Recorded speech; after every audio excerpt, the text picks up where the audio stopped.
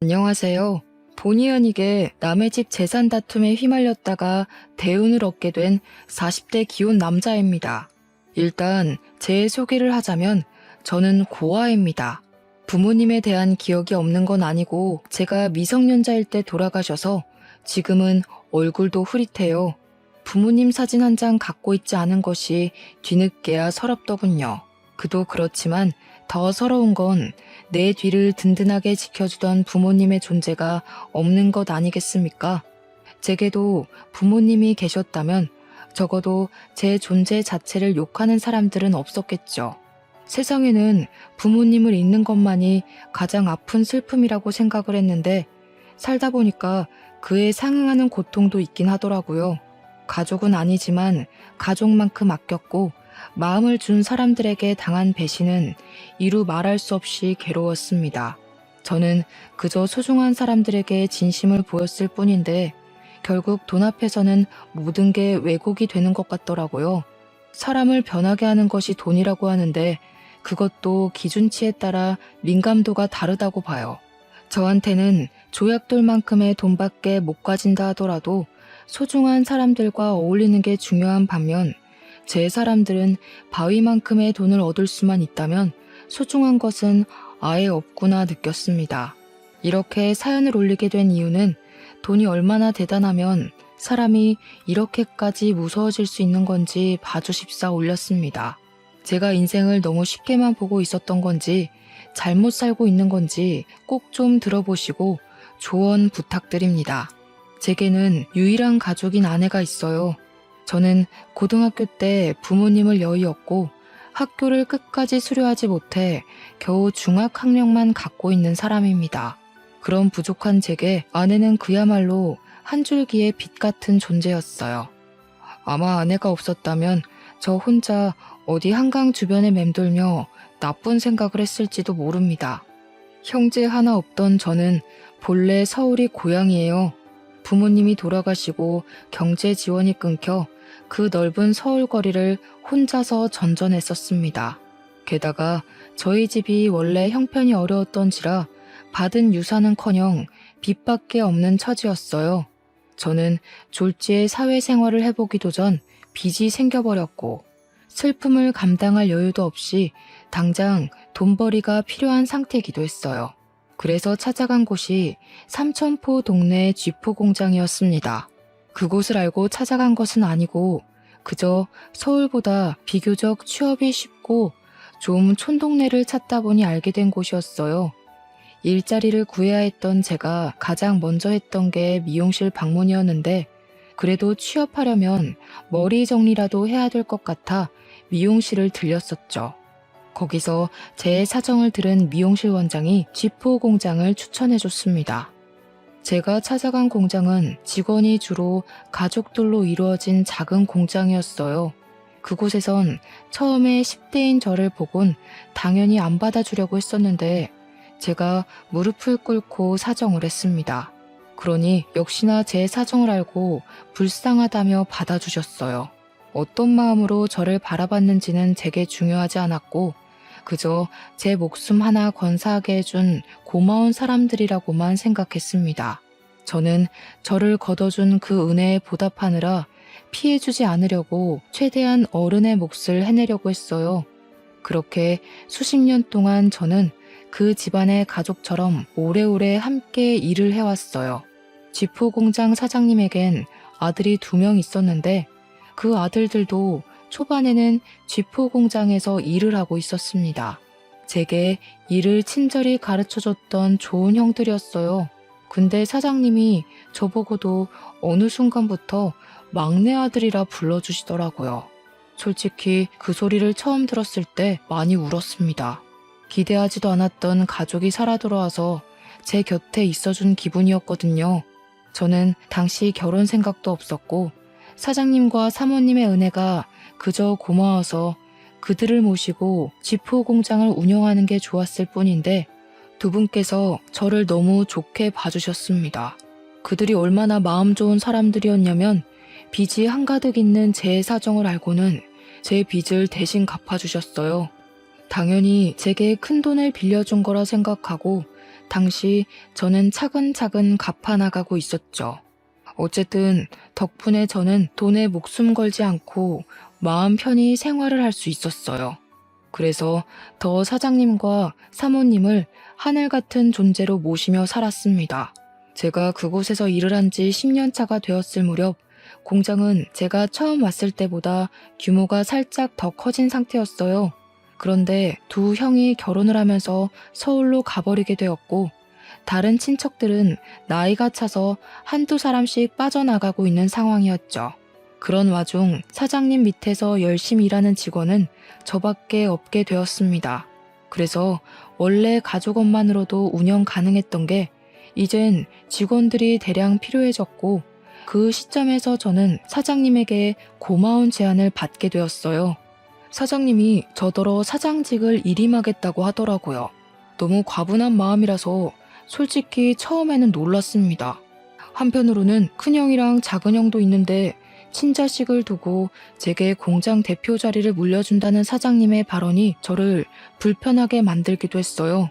큰아들이랑 작은아들은 이미 자기들 입에 풀칠하면서 잘만 사는데 뭐하러 공장을 오겠냐? 내가 어디 너 말고 믿고 맡길 사람이 있겠어? 그래도 아직 사장님 건강하시잖아요. 당장 쓰러지시는 것도 아닌데 제가 어떻게 공장을 받아요. 이런 건 은혜 받는 게 아니라 염치 없는 것 같단 말이에요. 나도 노후엔 여행 좀 다녀봐야지. 둘 있는 아들은 서울 가서 지네 가족들 챙기느라 부모는 들여다보지도 않고 있는데 하나밖에 없는 막내 아들 덕은 좀 봐야 하지 않겠어? 너도 내 아들 아니냐? 애비를 죽을 때까지 굴리고 싶은 거야? 사장님은 끝까지 제게 사장 자리를 넘겨주려고 했습니다. 제게 말은 일부러 세게 하기도 하고 제가 곤란해 할 말을 서슴지 않으면서도 죄책감은 느끼지 않도록 어쩔 수 없는 이유를 억지로 만들어내기도 했어요. 제가 죄책감 갖지 않도록 설득하는 사장님의 말은 사실상 생각해보면 틀린 부분은 없습니다. 사장님 말대로 큰형, 작은형은 이미 서울에서 직장 생활 중이기에 공장을 이어받을 수 없는 상황이었거든요. 사장님 건강은 당시 아직 정정한 상태였지만 미리 후계자를 뽑아서 인수인계를 해야만 공장이 타격 없이 돌아가기 때문에 정황상 제가 물려받는 게 맞긴 해요. 다만 제가 걱정이 되었던 건 사장님이 아들이라고 불러주니 저도 여태 사장님과 사모님을 아빠, 엄마라고 생각한 거지 진짜로 혈육이 아니잖아요. 그런데 혈육 아닌 사람에게 온 세월 바쳐 일궈낸 자산을 물려주겠다고 하니 제가 다 미안했습니다. 정작 사장님과 사모님은 괜찮아 보였는데 말이죠. 그러나 별 수 있었겠습니까? 할 수 없이 제가 공장을 물려받았고 그 뒤로 저는 정말로 두 은인에게 더 잘하고자 효도를 하는 수밖에 없었어요. 그렇게 몇 년을 더 사장님과 바짝 붙어 다니며 인계를 받았습니다. 그런 와중에 공장에 있던 경리가 결혼한다고 일을 그만두면서 다른 사람을 뽑게 되었는데 고맙게도 새로운 경리가 바로 제 아내 되는 사람입니다. 면접은 제가 봤어요. 솔직히 비즈니스에서 사심이 들어가면 안 되는 거 알지만 아내가 정말 제 이상형과 가까워서 뽑게 되었습니다. 뽑고 나서야 근무적인 부분에서 부족함이 있으면 어쩌나 걱정이 되었는데 다행히 아내는 일도 야무지고 칠칠 맞지 않았고 곧잘 하더라고요. 덕분에 저는 아내에게 더욱 빠지게 되었고 출근할 기분이 나서 구름을 타는 것 마냥 붕붕 뜬 시간을 보냈어요. 제겐 첫 여자였던 아내에게 감히 고백할 생각은 못하고 저 혼자서 남몰래 마음만 키워갔어요. 그런데 놀랍게도 한날 아내가 먼저 제게 호감을 표시해 주더라고요. 아내가 하는 말이 자기가 호감을 느낀 것도 사실이지만 먼저 고백을 할 수 있었던 건 제 얼굴에 감정이 다 티가 나서 제 마음을 모를 수가 없었다고 했어요. 제가 자신을 좋아한다라는 걸 확신할 수 있었기에 아내도 고백할 용기가 있었다고 했습니다. 참 멋없는 시작이었지만 그래도 좋았습니다. 저는 그렇게 제게 과분한 아내와 사귀게 되었고 결혼까지 약속하게 되었어요. 정말 감사하게도 사장님은 제가 친아들처럼 혼수까지 해주시더라고요. 괜찮다고 나도 모은 돈 많다고 했는데도 사장님은 늘 제게 고마운 말로 저의 입을 다물게 했습니다. 아들한테 혼수 안 해주는 부모도 있다냐? 자식이 진짜 나를 닮기라도 했나? 와이프 되는 사람도 참 이쁜 여자로 골랐다. 나도 네 엄마랑 결혼하려고 몇 년을 쫓아다녔는데. 쓸데없는 소리 한다 또. 균성아, 필요한 거 있으면 우리한테 얼마든지 말해.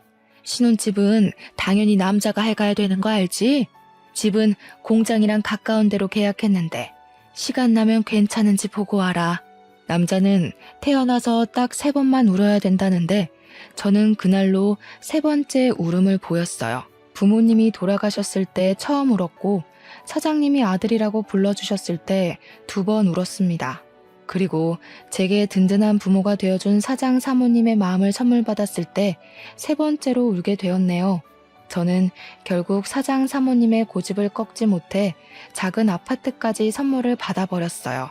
형들도 와이프까지 데리고 삼천포로 내려와서 제 결혼을 축하해주는 성의를 보여줬고요. 저를 지지하는, 사랑하는 사람들이 전부 제 곁에 있었습니다. 정말 완벽한 삶이라 생각했어요. 저는 가족이 없는 고아인데 마치 가족이 있는 느낌이라서 고아 신세가 전혀 서럽지 않았습니다. 그래서 평생 이제 행복할 일만 남았다고, 내가 과분하게 받은 이 행복을 보답할 일만 남았다고 생각했습니다. 하지만 누가 그런 소리를 했던 기억이 있는데요. 너무 행복하면 크게 들뜨지 말라고 불행이란 브레이크가 찾아온대요. 그 말이 망상은 아니더라고요. 살아갈 이유가 가득하기만 했던 제게 부모님을 잃었을 때와 같은 고통이 닥쳐왔습니다. 그 문제는 제가 존경하는 사장님의 병세가 악화되기 시작했을 때부터 일어났어요. 사장님은 쥐도 새도 모르게 찾아온 암 때문에 발견 즉시 시한부 선고를 받았습니다. 그 때문에 사장님의 친아들 2명과 제가 병실에 한데 모인 적이 있었어요. 그렇게 모이게 된 건 제 결혼식 이후 오랜만이었습니다. 오랜만에 같이 얼굴 보니까 좋네. 다름이 아니고 내가 시간이 얼마 안 남았잖아. 살아있을 때 재산 정리를 좀 하고 싶어서 불렀다. 그 자리에서 사장님은 자기 멀쩡할 때 재산 얘기를 하고 싶었다고 하면서 입을 떼기 시작했어요. 당연히 저는 남의 일이라고만 생각했습니다. 다시 말하지만 가족처럼 살긴 했어도 저는 친가족이 아니잖아요. 그런데 사장님이 하는 말은 제게도 충격이었어요. 사장님이 큰형, 작은형 얘기를 먼저 하면서 둘에게 지분을 40%씩 똑같이 나눠주고 나머지 20%는 약소하지만 제게 떼어줄 거라고 하시더라고요. 사장님 재산에서 20%면 무려 8억 가까이나 되는 돈이었습니다. 그것만으로도 충분히 놀라서 당황스러웠는데 사장님이 뒤에 덧붙이는 말은 제대로 된 불씨를 지폈어요. 공장은 균성이가 내내 운영했으니까 앞으로 균성이 몫인 거라. 여기에 대해선 불만 갖지 마라. 너희들이 가족 꾸려서 서울 밥 먹을 때 균성이는 밤도 옳게 못 자고 혼자서 공장 관리했다. 당연히 하던 놈이 공장 소유하는 게 맞지 않겠냐? 사장님의 이 결정은 좀 많이 놀랐어요. 사장님이 제게 그냥 공장을 물려준다고 했을 땐 제가 도맡아 운영하다가 다시 사장님이나 사모님께 돌려줄 생각을 하고 있었거든요. 사장님 말대로 공장까지 제게 넘어와 버리면 사실상 큰형이랑 작은형 대비 제게 떨어지는 상속 비율이 크게 차이나지 않았기 때문이에요. 물론 당연히 감사한 일이지만 솔직히 면목이 없었습니다. 사장님의 결정을 뒤늦게 말렸지만 사장님 생각은 단호했습니다. 그렇잖아도 큰형이랑 작은형 표정이 안 좋더라고요. 그렇게 사장님과 저희는 불편한 면담을 끝내고 나란히 병원 밖을 나왔어요. 병원 입구를 나오자마자 큰형과 작은형이 차가운 목소리로 말하더라고요. 정말 처음 듣는 목소리였습니다. 가족 해줬더니 집안 돌아가는 꼴 참 우습다. 안 그래 균성아? 넌 좋겠어. 아무것도 없이 우리 가족 안에 들어왔다가 재산까지 받게 생겼으니까. 이 정도면 인생 역전 수준 아니냐? 고아가 억대 자산가가 됐네. 그러게 말이야. 아무리 그래도 친자식만큼 받아가는 건 좀 아니지 싶다. 어떻게 굴러 들어온 돌이 박힌 돌을 빼려고 하냐? 우리 없는 사이에 아빠한테 얼마나 알랑방귀 낀 거야. 대단하다. 역시 두 형은 재산 때문에 기분이 안 좋은 듯 했습니다. 그래서 저는 형님들에게 나는 아무것도 받지 않아도 된다고 사장님을 내가 설득해 보겠다고 했더니 큰형이랑 작은형이 손사래를 치면서 그렇게 나오면 자기들이 나쁜 놈 되지 않냐고 그냥 받으라고 하더군요. 그렇게 떠나버린 형님들은 서울 잘 도착했냐는 제 문자를 대놓고 씹었습니다. 사랑하는 형제들과 사이가 틀어져 버린 것 같아 많이 속상했어요. 그 불편한 일이 찝찝하게 마무리된 것 치곤 굉장히 잠잠한 시간을 흘려보냈습니다. 그럼에도 저는 상속 문제 때문에 혼자 계속 마음이 편치 않았고 사장님 병간호를 병행하면서 사장님을 설득해 보기도 했어요. 그랬더니 형님들 말대로 사장님은 제게 형들이 뭐라고 쪼더냐 하면서 형님들을 안 좋게 생각하더라고요. 저는 관계가 더 멀어지는 것 같아 사장님에게 더는 말을 꺼낼 수 없었습니다. 소가리를 심하게 하다 보니까 점차 제 기력이 초췌해져 갔어요. 그런 제게 힘이 되어준 건 제 아내였어요. 아내는 언제나 제 선택을 존중하겠다고 했고 제가 무슨 선택을 해도 내 잘못 아니니까 너무 상심하지 말라며 위로를 했어요.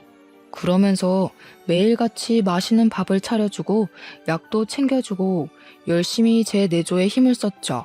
저 때문에 제가 사랑하는 사람들 사이에 균열이 생기는 것 같아서 솔직히 두려웠고 다 버리고 떠나고 싶기도 했거든요. 그런데 아내를 보고서 제가 할 수 있는 데까지 노력해보고자 마음을 단단히 먹을 수 있었어요. 하지만 역시나 저의 찝찝했던 기분은 괜한 것이 아니었나 봐요. 어느 날 새벽에 사모님한테 전화가 왔는데 저더러 집에 좀 와줄 수 있냐고 하는 겁니다. 전화상으로도 느껴질 만큼 사모님 목소리가 안 좋았어요. 바로 일어나 옷을 갈아입는데 아내도 깨서는 같이 가자고 하더라고요. 사장 사모님이 제게 부모 같은 존재다 보니까 아내도 자연스레 사장님 내외를 시부모처럼 모셨거든요. 저희 둘은 얼른 챙겨서 그 야밤에 사장님 집을 향했습니다. 사장님 집과 저희 집은 공장 주변에 있어서 아주 가까웠어요. 걸어가도 되는 거리여서 급히 뛰었습니다. 집에 들어갔더니 집이 어질러져 있더라고요. 사모님은 거실 한가운데 서서 아무래도 강도가 든 것 같다면서 벌벌 떨고 있었습니다. 너 아빠 간병한다고 한동안 집을 안 왔었잖아. 짐 좀 챙기려고 와봤더니 세상에나 이 지경으로 되어 있지 뭐니? 우리 집에 올 사람이 없는데 왔다고 해도 애들이면 연락을 했을 거고 이렇게 집을 엉망으로 해놓지도 않았겠지. 아내가 불안해 떠는 사모님의 손을 잡아주었고 저는 일단 경찰에 신고를 했습니다. 그리고 사모님에게 뭐 없어진 거 없는지 찾아보자 했어요. 고맙게도 며느리가 사모님 곁에 딱 붙어서 같이 움직여 주더라고요. 저는 혼자 다른 방에서 이것저것 뒤집고 있었는데 나중에 사모님이 소리를 질러서 그곳으로 뛰어갔습니다. 사모님이 침대 밑에 서랍을 허겁지겁 뒤지면서 무어라 중얼거리더라고요. 없어진 거 있냐고 하니까 사모님이 큰일 난 목소리로 말했는데요. 아휴, 어떡하니? 너네 아빠 유언장이랑 공장 땅 매매 계약서가 없어. 중요한 거라서 일부러 침대 밑에 넣어둔 건데 여기는 우리 식구들밖에 모르는 곳이거든. 이거 어쩌면 좋니? 응? 사모가 식구들만 아는 곳이라고 하는데 그 순간 속상하게도 촉이 딱 오더라고요. 큰형과 작은형이 가장 먼저 떠올랐어요. 정황상 따져보더라도 진짜 도둑이 아닌 이상 사장님이나 사모님, 형님들 중 범인이 있다는 건데 사장님이 자기 걸 도둑질했을 리는 없잖아요. 더군다나 사장님은 입원 상태라 외출이 불가한걸요. 그래서 저는 그 자리에서 바로 큰형과 작은형한테 전화를 넣었습니다. 나란히 부재 중이었어요.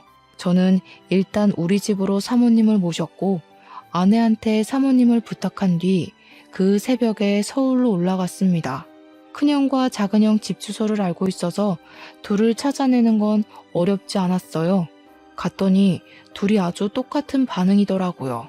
저를 아주 문전박대하면서 자기들은 모르는 일이라고 오히려 큰 소리를 쳤습니다. 형님들이 벌인 짓인지 아닌지는 경찰에 신고해서 알아보면 돼. 만약 형님들 짓이 맞으면 사장님한테 무릎 꿇고 용서빌 준비나 하라고.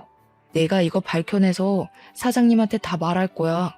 이렇게 돈에 눈 멀어서 부모님 속 썩일 거면 차라리 상속받지 마. 우리 다 아무것도 받지 말고 예전처럼 지내자고. 저는 선포 같지 않은 선포를 하면서 속상한 마음까지 토로하고 집으로 돌아왔습니다. 제가 뭐라고 형들에게 상속받지 말라 참견을 했는지 이해 안 되실 수도 있어요. 저도 제 존재가 이해 안 됐거든요. 그럼에도 형들한테 그렇게까지 오지랖을 부리고 싶었습니다. 그리고 저는 그때부터 불행의 중간 기로로 들어서요. 어느 날 제게 믿을 수 없는 일이 일어나고 마는데요.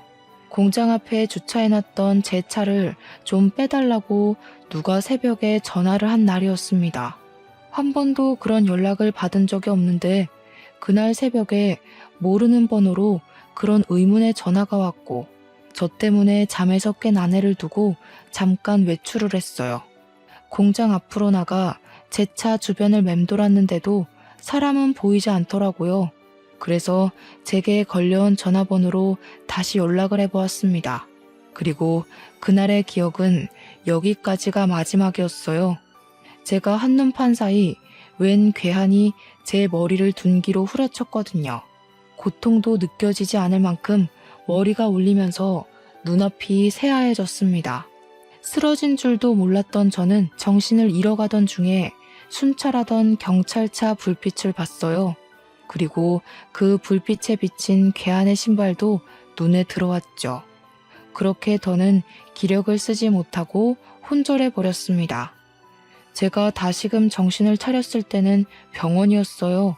제 옆에서 아내가 울고 있더라고요. 제가 일어난 걸 본 아내는 급히 의사를 데려왔고 의사가 소견을 말하길 급소를 피해서 맞았기 때문에 뇌진탕으로 무사히 넘길 수 있다고 했습니다.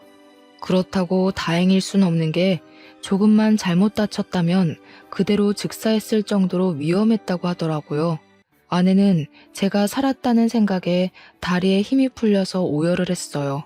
그러면서 아내가 제 기억에는 없는 얘기를 서럽게 호소하는데 하는 말들이 뭔가 상황이 잘못되었다는 걸 암시하고 있었어요. 사장님 돌아가셨어. 근데 당신이 죽였대. 당신이 그런 거 아니잖아. 도대체 무슨 일이 있었던 거야? 누가 당신한테 그런 짓을 한 거야? 당신도 피해자라고 내가 계속 말했는데 사장님 아들분들이 말도 안 되는 증거물 얘기까지 하는 바람에 다들 당신이 사장님한테 해코지한 줄 알고 있어. 그날 그렇게 의식을 잃은 저는 무려 5일 동안 깨어나지 못하고 내내 기절해 있었다고 했습니다. 아내가 지난 3일 동안 장례식장과 내 병실을 오가면서 지냈었는데 분위기가 많이 안 좋았다고 했어요. 그 원인이 저 때문이라서 아내도 사장님 발인까지는 함께하지 못하고 쫓겨났다네요. 그러니까 당시 제가 사장님을 죽인 가해자라고 여론이 몰려있는 상황이었다는 겁니다. 사장님 장례식장에서 큰형이랑 작은형이 알 수 없는 증거물을 기반으로 저를 가해자로 몰았다고 했어요. 그 증거물은 다름 아닌 공장 주변 CCTV였대요. 제가 공장 주변 사장님 집에서 사장님 재산을 불법적으로 빼돌리려고 했는데 그때 운 좋게 괴한이 공장 털러 왔다가 나를 공격했고 지나가는 경찰에게 발각되어 저를 잡았다는 말도 안 되는 얘기였어요. 뿐만 아니라 또 제가 매일 사장님 병문안을 가는 점을 이용해서 그걸로 제가 사장님 산소호흡기를 뗐다고 구라를 쳐놨다는 게 아닙니까? 하필 그날은 사모님이 집을 들락날락하며 바깥일을 볼 때라서 병실에 없었을 적이었습니다. 그래서 제가 퇴원을 하면 경찰로 연행될 처지라고 하는데 아내 얘기를 다 들어도 도통 어떻게 이해를 해야 되는 건지 어렵기만 하더라고요. 제가 사장님을 죽였다니요? 사장님이 저한테 어떤 사람인데요? 돌아가신 부모님 다음으로 제게 부모가 되어준 분이 아닙니까? 제가 사장님 대신 죽었으면 죽었지 절대 사장님께 그런 짓 못합니다. 대체 일이 왜 이렇게 됐나 곰곰이 생각하고 있는 와중 아내가 한마디 더 붙였는데요. 재산 상속이 아직 완벽하게 처리가 된 건 아니지만 제 몫이었던 재산은 일단 모조리 철수가 되었다고 하는 겁니다. 그 순간 더 묻고 따질 것도 없이 바로 큰형이랑 작은형이 생각나더라고요. 이 형들이 돈에 미쳐서 이젠 사람까지 해코지하려 드는구나 싶은 거 있죠. 막 나가는 형들을 이대로 두면 안 될 것 같았습니다. 저는 아내한테 폰을 달라고 했고 당장 사모님한테 전화를 걸었어요. 사모님이 계속 부재 중이더라고요. 아내 말로는 아마 사모님도 제게 큰 실망을 했을 거라고 하더군요. 공장 직원들한테까지 제 소문이 안 좋게 퍼져서 저는 이미 사장직에서 쫓겨난 상태이기까지 했습니다. 너무 기가 막혔습니다. 저 완전 짜고 치는 계획에 걸려든 거잖아요. 제대로 된 생각을 해야겠는데 머리를 굴릴수록 머리가 너무 아파서 도통 생각을 할 수가 없더라고요. 괴로웠습니다. 근데도 그 와중에 저를 믿고 보듬어주는 건 제 아내뿐이었어요. 아내는 제가 그럴 사람이 아니라는 걸 무조건 믿고 있었고 제가 이 상황을 잘 해결할 수 있도록 끊임없이 안정감을 주려고 노력했습니다. 그러면서 그냥 다 버리고 타지로 떠나자는 말을 하더라고요. 아내가 웬만하면 제가 하자는 결정대로 기다려줄 사람인데 그날 처음으로 먼저 의견을 내주었어요. 아내도 제가 남의 집구석에서 할퀴어지고 다치는 걸 보기가 힘들었나 봅니다. 저도 마음 같아선 아내 말대로 재산 다툼에서 빠져주고 싶었습니다. 하지만 제가 이렇게 떠나버리면 돌아가신 사장님한테 예의가 아니라는 생각이 들었어요. 사장님이 정말로 명줄이 다해서 돌아가신 게 아니라 누군가에게 피살된 거라면 그 진상을 밝혀야 되지 않겠습니까? 그게 수십 년 동안 아들도 아닌 남의 집 자식을 제 아들처럼 안고 키워주신 사장님에 대한 마지막 효도라고 생각했어요. 저는 몸을 움직일 수 있을 정도로만 회복을 하고 몰래 퇴원을 했습니다. 그리곤 경찰에게 연락 않고 몰래 공장을 찾았어요. 그러니 공장 직원들이 저를 보자마자 꺼지라고 물 뿌리고 침 뱉고 난리를 치더군요.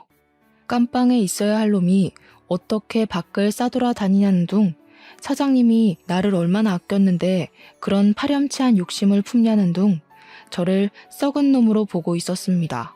저는 당연히 제 짓이 아니라고 해명했어요. 하지만 애초에 다들 제 말을 들어줄 생각이 없는 것 같더라고요. 빗자루까지 들고 와서 저를 패길래 저는 아내가 위험해질까봐 얼른 그 자리를 빠져나왔습니다. 그리고 그 다음엔 사장님 집을 찾아갔어요. 초인종을 눌렀더니 사모님의 다 죽어간 목소리가 저를 안 보고 싶다고 문전박대를 하시더군요. 저 혼자 왔으면 사모님이 끝까지 집에 안 들였을 텐데 옆에서 아내가 사모님에게 사정하며 설득해서 끝내 저희 둘 다 집안에 들어갈 수 있었습니다. 사모님 표정은 저를 원망하고 있기도 했고 배신감에 서글퍼 있기도 했어요. 저를 보자마자 눈물을 흘리며 공장 직원들이 그랬던 것처럼 저를 탓하더라고요. 그래도 나는 끝까지 너를 믿었어. 그런데 네가 어떻게 그래? 우리 그이가 너를 진심으로 아들이라 생각했는데 어떻게 재산 때문에 그런 끔찍한 짓을 벌일 수가 있어? 이 양심 없는 놈아, 너는 여길 찾아올 자격도 없어. 저를 원망할 수밖에 없다는 거 알아요. 근데 제가 그런 거 아니에요. 저한테 사장님이 어떤 존재인지 잘 아시잖아요. 저는 공장도 필요 없고 재산도 필요 없던 사람이에요. 돈 때문에 사장님 배신할 거면 제가 나이 40 될 때까지 버티고 있었겠어요? 저 쓰러졌던 날, 저 때리고 도망친 사람을 봐서 찾아온 거예요. 제가 해명을 해도 사모님은 울기만 했지 제 말을 믿어주지 않았습니다. 돌아가신 사장님이 불쌍하다면서 계속 제 등짝을 때렸어요. 거기다 대고 저는 그날 새벽 제게 전화를 해서 공장 앞으로 나오라고 했던 사람의 통화 녹음을 들려줬습니다. 그러니 사모님께서 집중을 해주시더라고요. 저는 설명을 덧붙여서 그때 상황을 설명했고 둔기를 맞고 쓰러지면서 눈을 감기 전에 도망가는 사람 신발을 봤다고 했어요. 그게 바로 골프 운동화였다고 하니까 갑자기 사모님이 사색이 되더라고요. 그래서 왜 그러냐고 물었습니다. 사모님이 우왕좌왕하면서 휴대폰을 보여줬는데요. 혹시 이런 골프화였냐고 묻더라고요. 제가 그날 본 건 바이올렛 색상의 베이지 밑단을 단 수제 운동화였거든요. 근데 사모님이 보여준 것도 제가 본 것과 동일한 색상이더라고요. 그래서 저는 바로 이게 맞는다고 이걸 어떻게 사모님이 갖고 있냐고 물었죠. 네 형들이 골프 좋아하잖니. 네 아빠가 형들 생일 선물로 한 켤레씩 주문 제작한 거야. 아빠가 보라색을 좋아해서 똑같이 수제로 맞춰줬던 거다. 너는 골프를 안 치니까 아빠가 결혼식 날 구두 한 켤레 해줬던 거고. 맞습니다. 제가 결혼하는 날 사장님이 뜬금없이 구두를 선물해 주었어요. 그 구두가 제 발에 꼭 맞아서 중요한 날에만 신는다고 지금도 상자에 소중히 보관하고 있거든요. 그런데 형님들이 생일 선물로 골프화를 받았다는 건 모르고 있었습니다. 그 순간 충격받은 저희들은 그것을 시작으로 다른 증거까지 찾아 나섰어요. 그 과정에서 사모님이 아직 재산 상속이 이루어지지 않아 큰형과 작은형을 다음 주에 만나기로 했다고 말해주더라고요. 그러면서 그동안 사장님, 사모님 둘만 알고 있고 자식들에겐 알리지 않은 한 가지 사실이 있다면서 고백하셨는데요. 사실은 너희들 아빠가 너희들한테 재산 상속을 배정한 게 아니야. 상속인을 나한테 위임해놓고 한 발 빠져 있었어. 나더러 자기 죽고 나면 분명 태도 달라질 자식들이 있을 거라고. 그런 놈한테는 한 푼도 주지 말라 그랬거든. 사장님은 진작에 큰형과 작은형의 무력을 눈치챘다고 했는데 사모님이 자기 아들들이 그럴 리 없다면서 믿지 않았다고 했어요. 그러자 사장님이 사모님한테 자기 죽고 나서 아들들이 어떻게 나오는지 지켜본 뒤에 사모님 뜻대로 상속 진행하라고 위임장을 써줬다 합니다. 그게 사장님의 뜻이었고 유언이나 다름없으니까 사모님은 아들들을 믿지만 그렇게 하기로 따랐어요. 그런데 때마침 장례식장에서 큰형과 작은형이 제가 사장님을 죽였다면서 이런저런 증언을 기반으로 술술 말하길래 정말로 제가 그런 파렴치한 짓을 저지른 줄 알았다고 했습니다. 그래서 사모님은 돌아가신 사장님에게 원망까지 했다고 했어요. 남의 자식한텐 그리 자비롭고 친자식한테는 그리 냉철해서 벌받은 거라고. 당신이 아끼던 양아들 같은 녀석한테 호되게 당하니까 이제야 알겠냐면서 그렇게 이미 떠난 사장님에게 호소를 했다네요. 그 일 때문에 저한테 단단히 화가 난 사모님은 제 앞으로 된 재산은 전부 철수하겠다고 그렇게 아내한테 통보를 했대요. 아내가 제 알리바이를 대줬지만 사모님뿐만 아니라 이미 당시 여론이 저를 등져버려서 아무도 아내의 말을 믿지 않았다고 했습니다. 아무것도 모르는 사모님 입장에서 보면 충분히 오해할 만했다고 생각했어요. 일단 상황이 어떻게 돌아가고 있든 가장 중요한 건 증거였습니다. 이미 공장 CCTV는 형들이 떼어갔을 테니 다른 증거가 필요했어요. 마침 그때 아내가 뾰족한 수를 말해주더라고요. 그날 새벽 제가 차 앞에 갔다면 혹시 블랙박스의 현장이 남아있지 않겠냐고요. 아차 싶더라고요. 제가 둔기에 맞았을 때 경찰차가 멀찍이에서 나타나는 바람에 가해자가 급히 도망갔다는 게 떠올랐습니다. 그렇다면 당연히 그들이 제 차에 있는 블랙박스는 차마 손대지 못했을 거란 말이죠. 그들도 당황해서 차 블랙박스까진 생각 못한 것 같더라고요. 얼른 제 차로 가서 블랙박스를 확인했더니 역시나 증거 영상이 고스란히 남아 있었습니다. 너무 안심했어요. 이것만 있어도 형들의 진술은 거짓이라는 게 밝혀질 거였습니다. 그 뒤로 저는 스스로 경찰을 찾아갔습니다. 그리곤 그날 발생했던 사건 진위를 전부 고백했고 제 알리바이를 조사하기 시작한 경찰도 뭔가 이상함을 감지했는지 원래 접수됐던 신고 내용이 어딘가 모르게 부실하다는 느낌을 받은 것 같았어요. 그래서 그 시간부로 경찰은 큰형과 작은형을 조사에 착수했죠. 제 일은 금방 서울경찰로 연계되었습니다. 얼마 뒤 큰형이랑 작은형이 나란히 잡혔다는 연락을 받고 저랑 아내 그리고 사모님은 같이 서울로 올라갔어요. 서에 도착했더니 큰형이랑 작은형이 저를 보자마자 살인자 새끼라고 삿대질을 하는 겁니다. 이 새끼가 감히 누구한테 누명 씌우려고. 형사님들, 저 녀석 말 들으면 안 돼요. 제가 아들이잖아요. 저 녀석이 우리 가족한테 들러붙을 때부터 수상했다고요. 제대로 확인해 보시라니까요. 큰형은 끝까지 제 탓을 했고 작은형은 저한테 쌍욕까지 일삼았습니다. 하지만 저는 잠시 대꾸를 참고서 묵묵히 경찰에게 제 입장을 표명했어요. 그리고 병원 CCTV도 구석구석 확인해 볼 것을 따로 요구했습니다. 병원 CCTV에 좀 당황했는지 큰형이 옆에서 사기치지 말라며 제 멱살을 잡더라고요. 뻔뻔하게 어디서 주작질이야? 네가 만들어낸 증거인 줄 모를 것 같아?